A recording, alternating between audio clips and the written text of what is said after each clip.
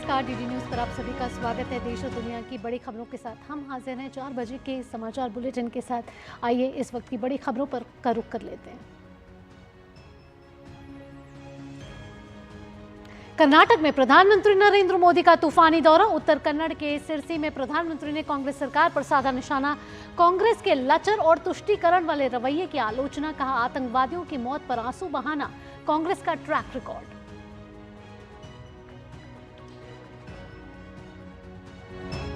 बेलगाम में राहुल गांधी के राजघरानों पर विवादित बयान पर जमकर बरसे प्रधानमंत्री। कहा, राहुल गांधी भूल गए औरंगजेब के अत्याचार। वोट बैंक की राजनीति के तहत केवल भारत के राजघरानों का अपमान करने का लगाया आरोप।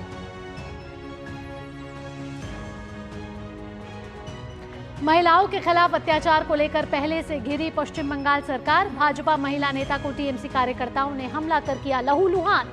मामले को लेकर भाजपा हमलावर। भाजपा अध्यक्ष जेपी नड्डा ने शेख शाहजहां जैसे असामाजिक तत्वों को संदेश खाली में महिलाओं के अस्तित्व के लिए बताया खतरा। कहा, चुनाव में जनता देगी ममता को जवाब। लोकसभा चुनाव के बीच दिल्ली में कांग्रेस को लगा बड़ा झटका। प्रदेश अध्यक्ष अरविंदर सिंह लवली ने दिया इस्तीफा। दिल्ली में आप के साथ कांग्रेस के गठबंधन से थे नाराज। कांग्रेस नेता संदीप दीक्षित ने भी मिलाया सुर में सुर। कहा, पार्टी को देना चाहिए था लवली सिंह की शिकायतों पर ध्यान। महादेव सट्टेबाजी ऐप मामले में अभिनेता साहिल खान को 2 दिन की पुलिस हिरासत। साहिल छत्तीसगढ़ से गिरफ्तार किया गया था। साहिल खान पर 15,000 करोड़ के फ्रॉड का है आरोप।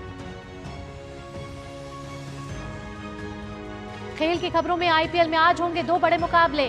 पहला मुकाबला गुजरात टाइटंस का रॉयल चैलेंजर्स बैंगलोर के साथ होगा, तो वहीं दूसरा मुकाबले में चेन्नई सुपर किंग्स की सनराइजर्स हैदराबाद से होगी भिड़ंत।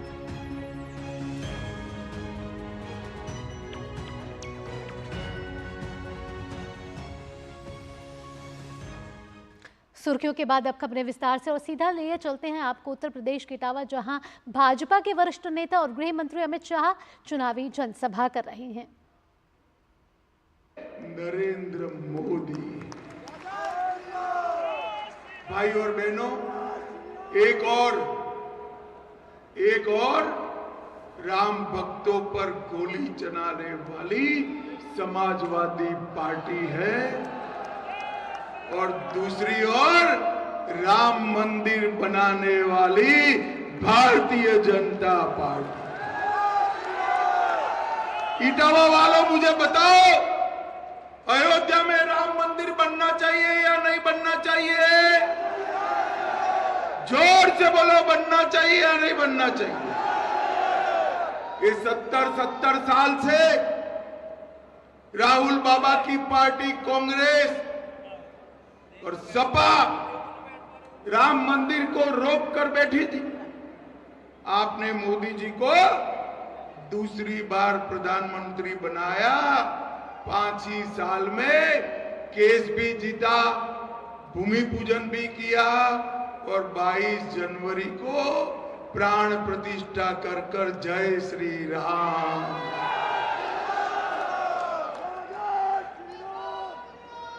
और मैं आज इटावा आया हूं। ये अखिलेश जी का गृह जिला है। मैं इनको पूछने आया हूं, भैया अखिलेश, आपको और डिंपल भाभी को प्राण प्रतिष्ठा का निमंत्रण मिला था या नहीं मिला था? मैं राहुल बाबा को भी पूछना चाहता हूं, आपको और आपकी माताजी को प्राण प्रतिष्ठा का निमंत्रण मिला था या नहीं मिला था? ये नहीं बताते। मैं 3 महीने से पूछ रहा हूं, मैं बता देता हूं, ये सभी को ट्रस्ट वालों ने निमंत्रण भेजा था, मगर प्राण प्रतिष्ठा में नहीं गए। क्यों नहीं गए भाई इटावा वालों? इसलिए नहीं गए कि वो अपनी वोट बैंक से डरते हैं, वोट बैंक से डरते हैं। भाई और बहनों, जिन्होंने कार सेवकों पर गोली चलाई, जिन्होंने राम मंदिर के निर्माण को रोका और राम भगवान के प्राण प्रतिष्ठा का भी बहिष्कार किया, उनके बीच में और राम भक्तों के बीच में आपको चयन करना है, तो इसको चुनोगे? बताओ भाई। अरे ऐसे नहीं, मुझे नाम से बताओ किसको चुनोगे, मोदी जी को या राहुल बाबा को? जोर से बोलो, किसको चुनोगे? किसको चुनोगे? किसको चुनोगे? अरे रमाशंकर के नाम पर जो कमल चिन्ह है ना, उस पर जब बटन दबाओगे तो आपने दिया हुआ एक एक वोट जो रमाशंकर को दे रहे हो, वो मोदी जी को प्रधानमंत्री बनाएगा भाइयों।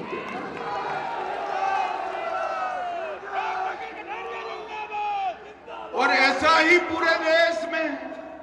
मैं तो पूरब गया, पश्चिम गया, उत्तर में हूं, दक्षिण भी गया, हर जगह मोदी मोदी मोदी मोदी मोदी के नारे। पूरा देश मोदी जी को प्रधानमंत्री बनाने के लिए तैयार है, क्योंकि सभी लोग जानते हैं इस बार तीसरी बार मोदी जी को प्रधानमंत्री बनाने का मतलब है देश के अर्थतंत्र को संसार में तीसरे नंबर का अर्थतंत्र बनाना। मोदी जी को तीसरी बार प्रधानमंत्री बनाने का मतलब है 3 करोड़ गरीब बहनों को लखपति दीदी बनाना।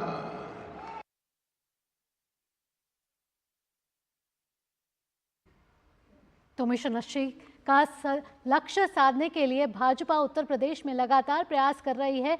और इस समय रुक करते हैं दिल्ली। कांग्रेस प्रदेश अध्यक्ष अरविंदर सिंह लवली ने इस्तीफा दे दिया और वो इस समय प्रेस कॉन्फ्रेंस कर रहे हैं। आइए सीधा रुक करते हैं। मैं क्षमा चाहता हूं, मैंने अपने मन की पीड़ा, और वो पीड़ा मेरी नहीं है, दिल्ली के तमाम कांग्रेस के कार्यकर्ताओं की पीड़ा है, उसको खत के जरिए अपने अध्यक्ष को लिख के भेज दिया है। और ये ठीक बात है, आप लोग बार बार सुबह से पूछ रहे हो कि मैंने दिल्ली प्रदेश कांग्रेस कमेटी के अध्यक्ष पद से अपना इस्तीफा भेज दिया है। और जो लोग इस तरीके की भ्रांति फैला रहे हैं कि शायद मैंने किसी टिकट की नाराजगी से इस्तीफा भेजा है, तो ऐसा नहीं है।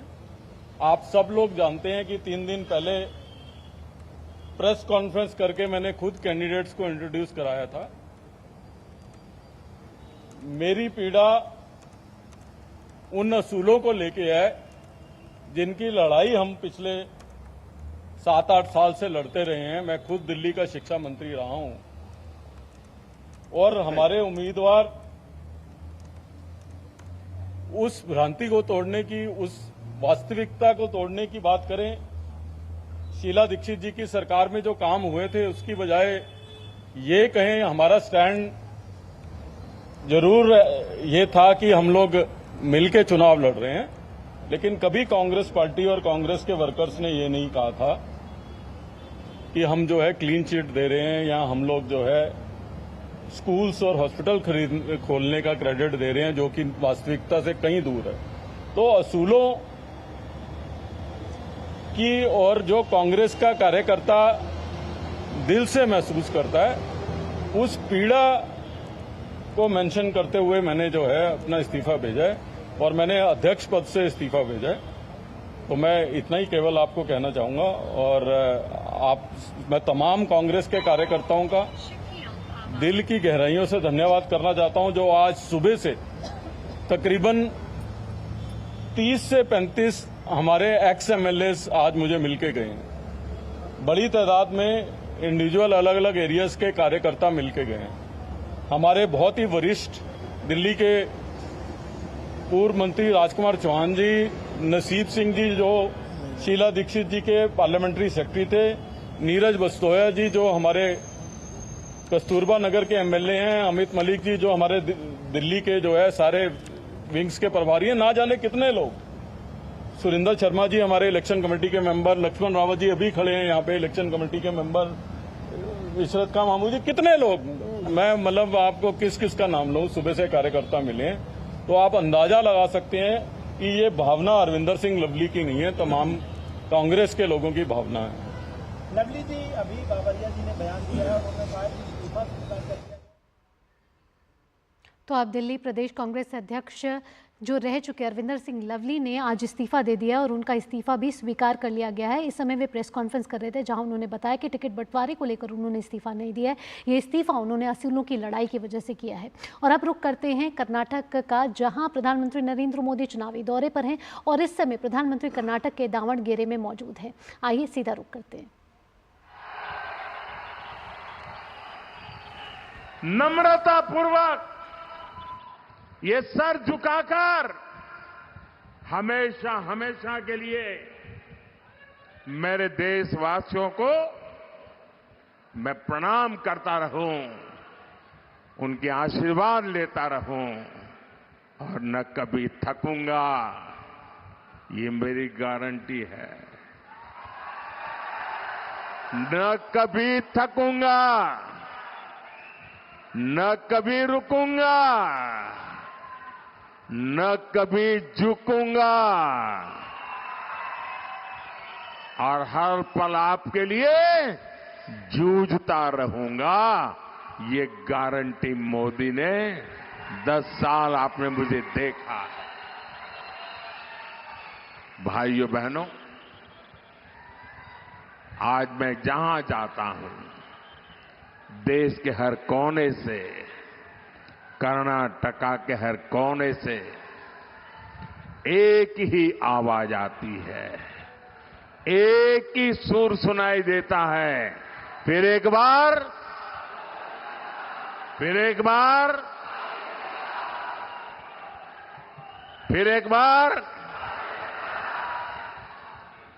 4 जून को पूरे कर्नाटका में सेलिब्रेशन होने जा रहा है और सेलिब्रेशन ऐसा वैसा नहीं होगा। ये मेरे दावणगेरे में तो स्पेशल बेणे डोसा,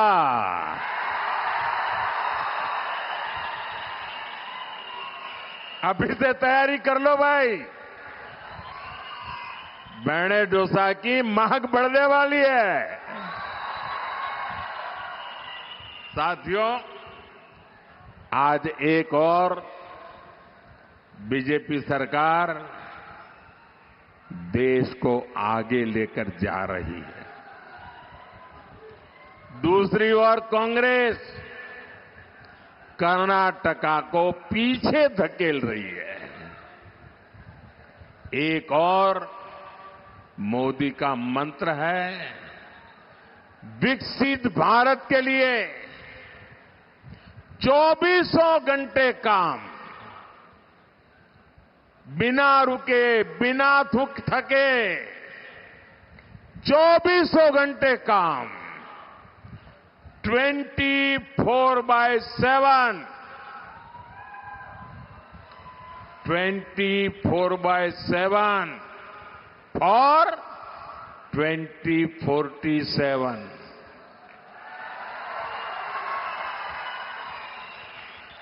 और दूसरी ओर कांग्रेस का वर्क कल्चर है, ब्रेक करो या तो ब्रेक लगाओ।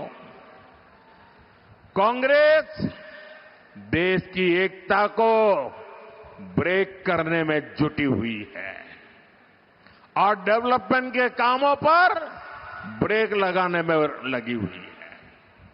साथियों, बीते 10 वर्षों में एनडीए ने कर्नाटका के विकास के लिए जितना काम किया, येदियुरप्पा जी और बसवराज बोम्माई जी ने कर्नाटका के लिए जो मेहनत की, कांग्रेस उसे बर्बाद करने पर तुली है।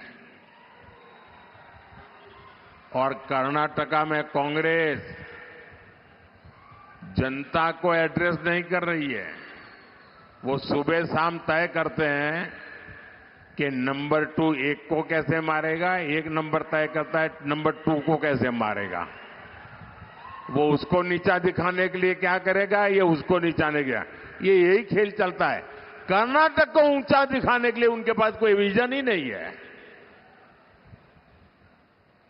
अपने इन गुटबंदी के कारण, अपने ही भाई भतीजावाद के कारण, उनकी गलत नीतियों के कारण कांग्रेस कर्नाटका में युवाओं, किसानों और सामान्य नागरिकों के भविष्य से खिलवाड़ कर रही है। और कर्नाटका कांग्रेस का हाल देखिए जी, वो जनता को तो समझा नहीं रहे कि अंदर अंदर क्या करते हैं। अच्छा भाई 2.5 साल ये बैठेगा, बाद में 2.5 साल तुम आ जाना। अब ये 2.5 साल वाले एक दूसरे के पैर काटेंगे कि नहीं काटेंगे। और मैंने तो सुना है कि इंडिया अलायंस वालों ने एक नई फॉर्मूला खोज निकाली है, क्योंकि मैंने एक पब्लिक मीटिंग में पूछा कि भाई इतना बड़ा देश आखिरकार किसको सुपुर्द करे। आज देश 5 साल के लिए जिसके भी हाथ में देना है, तो हम सोच विचार कर देंगे कि नहीं देंगे, सोच करके देंगे कि नहीं देंगे। ऐसे ही हाथ बंद करके कोई भी आया तो दे देंगे क्या, दे देंगे क्या। बराबर विचार करेंगे भाई ये देश संभाल पाएगा नहीं संभाल पाएगा, क्या करेगा क्या नहीं करेगा, सारा ट्रैक रिकॉर्ड देखेंगे कि नहीं देखेंगे। अब मैं उनको पूछता हूं, बताओ तो सही, आपके पास कौन नाम है जिसको देश के लोग, देश उसको सुपुर्द कर सके। कोई नाम है क्या, कोई नाम है क्या उनके पास। आप ऐसे अंधेरे में बिना नाम को वो कुछ भी करें, आप स्वीकार कर लेंगे क्या, देश स्वीकार करेगा क्या। भाइयों बहनों, और इसलिए उन्होंने एक फॉर्मूला निकाली है, अब सबको कैसे संतोष देना। और इसलिए 5 साल अगर उनको मौका मिल जाए, तो उन्होंने अपने सभी साथी पार्टियों को कह दिया है कि हर एक को 1-1 साल के लिए पीएमशिप मिलेगा। तो आप सुन रहे थे इस समय प्रधानमंत्री नरेंद्र मोदी को, जो इस समय कर्नाटक के चुनावी दौरे पर हैं और देवाणगेरे में चुनावी हुंकार भर रहे थे। प्रधानमंत्री नरेंद्र मोदी ने इस मौके पर कहा कि किस तरीके से भाजपा ने पिछले 10 सालों में कैसे विकास की गति को आगे बढ़ाया है, और साथ ही साथ कांग्रेस पर हमला बोलते हुए प्रधानमंत्री नरेंद्र मोदी ने कहा कि कांग्रेस ने कर्नाटक में जो सरकार है उससे देश पीछे गया है। अगर भाजपा तीसरे कार्यकाल में वापस आती है तो देश को आगे लेकर जाएगी। उन्होंने कहा इस बार जो जन जन की आवाज़ है वो यही कह रही है कि एक बार फिर मोदी सरकार, और मोदी सरकार को आगे ले जाने के लिए जनता से अपील कर रहे थे प्रधानमंत्री नरेंद्र मोदी। इस वक्त रुक रहे हैं छोटे से ब्रेक के लिए, और ब्रेक के बाद एक बड़ी खबर है जिसको लेकर हमारे साथ विशेष मेहमान भी मौजूद होंगे। दिल्ली कांग्रेस प्रदेश अध्यक्ष अरविंदर सिंह लवली ने इस्तीफा दे दिया है और वो स्वीकार भी कर लिया गया है। इसको लेकर चर्चा आगे बढ़ाएंगे, लेकिन रुक रहे हैं एक छोटे से ब्रेक के लिए इस वक्त। मेरे एक वोट से मोदी जी ने ढेर सारे एम्स खोले, सस्ती दवा, मुफ्त इलाज दिलाया। अब मेरे वोट से हम 70 साल के ऊपर के सीनियर सिटीजन को मुफ्त इलाज मिलेगा। ये है मोदी की गारंटी, और मेरी गारंटी। कमल का बटन दबाएं, भाजपा को जिताएं। तेरी होने वाली मदर इन लॉ कुछ ज्यादा ही ट्रेडिशनल है। ट्रेडिशनल लोग ज्यादा इमोशनल होते हैं। तो भाई साहब, अब कोई किसी की लाइफ में आग नहीं लगा पाएगा। समर कूल, जो हर दिल करे कबूल।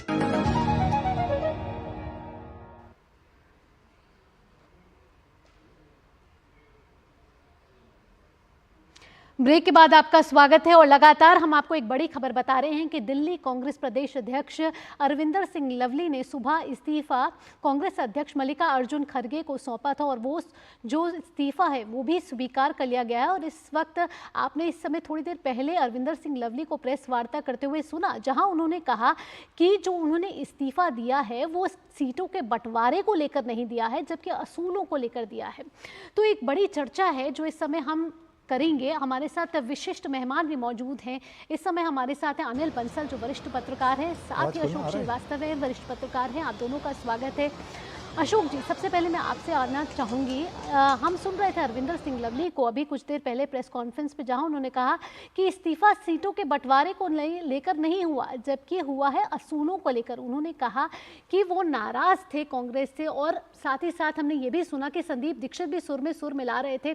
हमने देखा है अशोक जी कि दिल्ली सरकार में साल 2003 से 2013 तक शिक्षा मंत्री रहे हैं अरविंदर सिंह लवली, और एक बड़े समय से कांग्रेस के साथ लगातार जुड़े रहे हैं।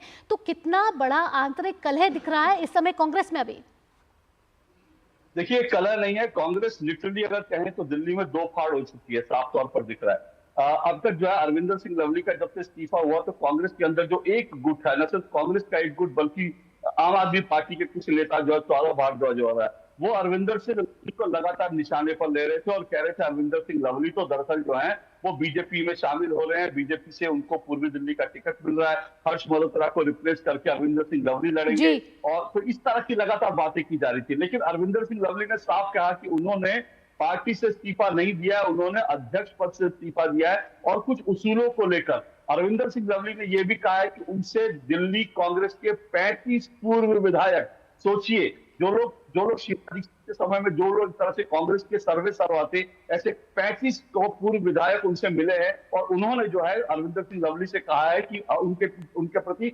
सॉलिडेरिटी जताई और कहा है कि आप बिल्कुल सही कर रहे हैं। तो दरअसल ये जिस तरह से दिल्ली कांग्रेस जिस दिशा में कांग्रेस आगे बढ़ रही है उसको लेकर दिल्ली कांग्रेस में पूरी तरह से दो फाड़ हो चुकी है, और अब आने वाले दिन देखने पड़ेंगे।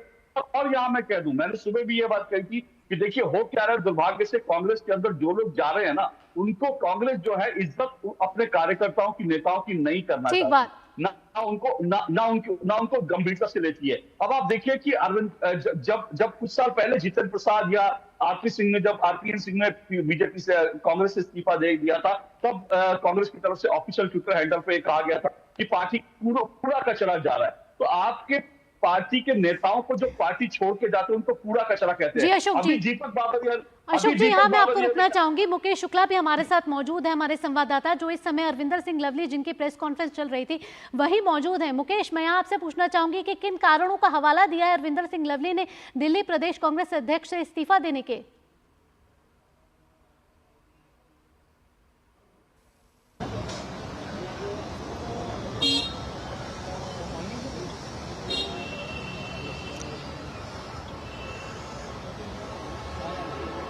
जी, यहाँ हमारे साथ अनिल बंसल भी मौजूद हैं, वरिष्ठ पत्रकार हैं। अनिल जी, हम यहाँ अशोक जी को भी सुन रहे थे, हमने देखा कि किस तरीके से अरविंदर सिंह लवली ने कारणों का हवाला दिया, बताया कि किस तरीके से दिल्ली में चुनाव आने से पहले कांग्रेस को एक बड़ा झटका लगा अरविंदर सिंह लवली के इस्तीफे के साथ ही। अब आगे की रणनीति क्या होगी? कांग्रेस के लिए एक बड़ा झटका, आगे ये सीट खाली हो गई है, ये वेकेंट हो गई, अब आगे क्या होगा? देखिए, आप जानते हैं कि आम आदमी पार्टी और कांग्रेस पार्टी दिल्ली में आमने सामने लड़ते रहे हैं। तो ये जब दिल्ली में इनका गठबंधन हुआ, समझौता हुआ सीटों का कि 4 सीटें आम आदमी पार्टी लड़ेगी, 3 कांग्रेस लड़ेगी, तो तभी से अंतर्विरोध भी थे और विरोध भी था। और नेता जो कहते थे कि हम तो इनका विरोध करते रहे हैं, अब हम कैसे उनकी उपलब्धियों से सहमति जताएंगे। जो बात अरविंदर सिंह लवली ने कही, उसूलों की बात, लवली की जहां तक बात है, लवली काफी दिन से, मतलब कांग्रेस में पहले भी वो निराश हुए थे और एक बार वो छोड़कर चले गए थे। पहले वो बीजेपी में शामिल भी हुए थे, फिर लौटकर वापस कांग्रेस में आए थे, कांग्रेस के दिल्ली प्रदेश के अध्यक्ष बने। तो एक प्रदेश अध्यक्ष किसी पार्टी का अगर छोड़ता है तो निश्चित रूप से वो एक सेटबैक पार्टी के लिए भी है, और जनता की नजरों में भी ये सवाल तो उठता ही है कि भाई ऐसा क्या है पार्टी के भीतर कि जो प्रदेश अध्यक्ष तक छोड़ रहा है। तो आला कमान कांग्रेस का कमजोर है, ये इसमें कोई दो राय नहीं है। दिल्ली में आज एक भी विधानसभा में सदस्य नहीं है कांग्रेस का, दिल्ली में कांग्रेस कमजोर हुई है। आम आदमी पार्टी ने उसके बेस को समेटा है, भाजपा अपना जो बेस है वो बचाए रखी रही है। आप अभी चुनाव में देख चुके हैं, लोकसभा में 7 सीटें बीजेपी ने जीती, दोनों बार, 2019 में भी। तो लगातार कांग्रेस को एक बड़ा झटका लग रहा है। यहाँ अशोक जी के पास एक बार फिर आना चाहेंगे। अशोक जी, आगे की रणनीति क्या होगी? अब कांग्रेस के पास क्या विकल्प बचता है? और 7 सीट है, दिल्ली के चुनाव आने से पहले बड़ा झटका।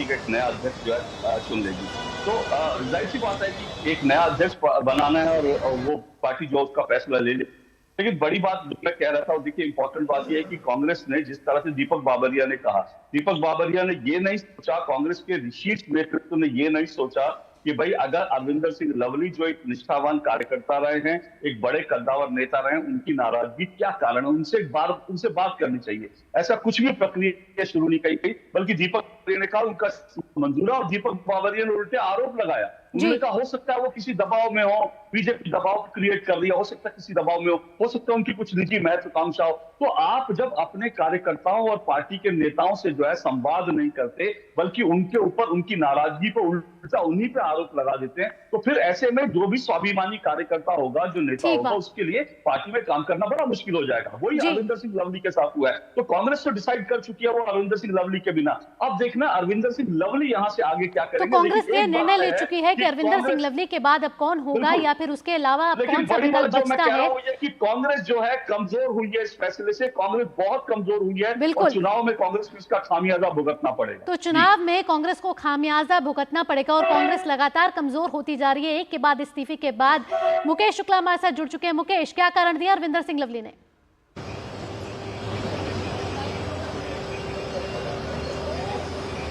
बिल्कुल भावना, आपने साफ तौर पर सुना, उन्होंने प्रेस कॉन्फ्रेंस करके अपनी पीड़ा यहां पर जाहिर करी। कहीं ना कहीं मायूस थे, उदास थे, जबान पर वो जो उनकी जो दर्द था वो झलक रहा था। वो कह रहे थे कि ये उनका इस्तीफा नहीं है, वो तमाम कार्यकर्ता जो उनके पास आ रहे थे मिलने के लिए, 30 से 35 विधायक यहाँ पर आए, हारून यूसुफ जी भी यहाँ पर आए, नीरज बसोया जी भी यहाँ पर मौजूद थे, तमाम लोग लगातार मिलने आ रहे थे और ये मान रहे थे कि कहीं ना कहीं पार्टी में उनकी अनसुनी हुई, उनकी बातों को दरकिनार किया गया। जिस तरह से प्रभारी ने उनकी बातों को नहीं माना, 150 ब्लॉक पर अभी तक नियुक्ति नहीं की गई, जिस भी नाम को लेकर के आगे आते थे उस नाम को रिजेक्ट कर दिया जाता है सीधे तौर पे। तो वो उन्होंने कहा कि उन्होंने रिजाइन किया पद से, पर उन्होंने कांग्रेस नहीं छोड़ी है, कोई पार्टी नहीं ज्वाइन करने जा रहे हैं। लेकिन एक सेटबैक है, क्योंकि जो इस समय कैंपेन है, जो चुनावी माहौल है वो गरमाया हुआ है। दिल्ली में 25 मई को इलेक्शन होने, ऐसे में उससे ठीक पहले अरविंद सिंह लवली का ये जो इस्तीफा है, ये कहीं ना कहीं एक नया बवाल खड़ा करेगा और इससे पार पाने के लिए कांग्रेस को और बड़ी रणनीति बनानी पड़ेगी। 2 दिन बाद वो अध्यक्ष पद का फिर चुनाव करेंगे, किसको लेकर के आते हैं, कौन से वो नाम होते हैं, उस पर निगाहें होंगी। और साफ साफ तौर पर उन्होंने कहा कन्हैया कुमार और डॉक्टर उदित राय का जो नाम था उसको लेकर के अच्छी खासी नाराजगी कांग्रेस के कार्यकर्ताओं में देखने को मिली। ये नाम वो नाम थे जिनको वो पसंद नहीं कर रहे थे। वो कह रहे थे कि यहाँ पर वो इंडी गठबंधन के थ्रू भले ही चुनाव लड़ना चाह रहे थे, लेकिन वो ये नहीं चाहते थे कि सीनियर लीडर्स को यहाँ पर दरकिनार किया जाए, जो बड़े नाम है उनको हटाया जाए, जिनके नाम का उन्होंने प्रपोजल दिया, उन्होंने खुद अपना नाम हटाया कि वो इलेक्शन नहीं लड़ रहे। लेकिन उन्होंने कहा कि जो नाम उनके द्वारा प्रपोज किए गए कहीं ना कहीं उनको नजरअंदाज किया गया और पार्टी के जो प्रभारी हैं दिल्ली के, वो कहीं ना कहीं अपनी रूलिंग दिखाते थे, अपनी पूरी की पूरी अपनी पीड़ा जाहिर करते हुए अरविंदर सिंह लवली को हमने सुना। साथ ही साथ आपने भी तमाम जानकारी हम तक साझा करी।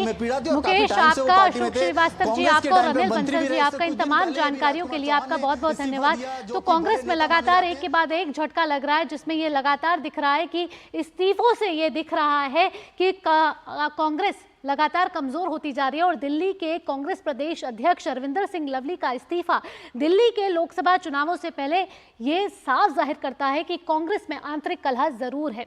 इसी के साथ इस बुलेटिन में इतना ही। देश और दुनिया की बड़ी खबरों के लिए देखते रहिए डीडी न्यूज, क्योंकि डीडी न्यूज ही है भरोसा सच का। फिलहाल के लिए मुझे दीजिए अनुमति।